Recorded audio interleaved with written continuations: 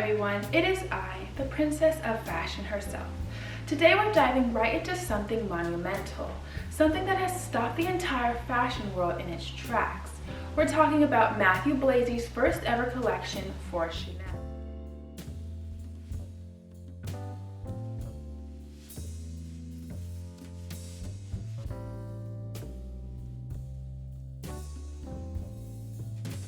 The most eventful fashion season in years has officially come to a close.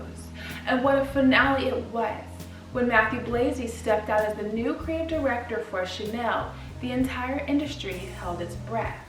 Last June, Virginie Viard, Karl Lagerfeld's longtime collaborator and successor, stepped down, leaving the fashion world buzzing with one question: who could possibly take on Chanel?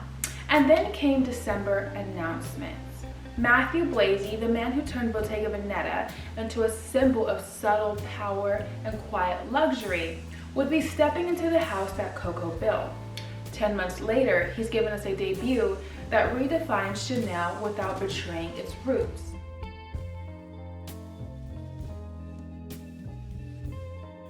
Picture this: the Grand Palace transformed into a galactic dreamscape. Planets suspended in air, orbs glowing like moons, and a dark resin runway glimmering like the Milky Way. Blazy described it best: everyone looks at the same sky. It was a poetic nod to unity and wonder, but also a reminder that Chanel's reach is universal. The symbolism felt cosmic yet deeply human. It's that duality that defines Blazy's approach. Because this was not your grandmother's Chanel. This show opened with a simple gray suit, boxy, cropped, and unapologetically confident. That's a bold move. No theatrics, no excessive layerings, just construction, proportion, and precision. It takes a real visionary to say less is more when debuting at Chanel. From there, we saw the reinvention of everything. We thought we knew about the brand's codes: tweed jackets that melted into fringe, sheer chiffon, skirts, metallic crushed handbags, and white and black trimmed silhouettes that whispered vintage but screamed 2025. Even InStyle called it "It's not your grandma's tweed." Blazy understands that Chanel's DNA was built on rebellion. Coco borrowed from men's tailoring to free women from constraints. Matthieu has done the same for a new generation, balancing structure with sensuality. Flower pom-pom earrings, crochet like tweed, bodysuits under open jackets, it's all modern, youthful, and alive. He's not burning the house down, he's rewiring it. And that crushed bag, genius. It's imperfect, kind of thing you borrow from your grandma but never get back.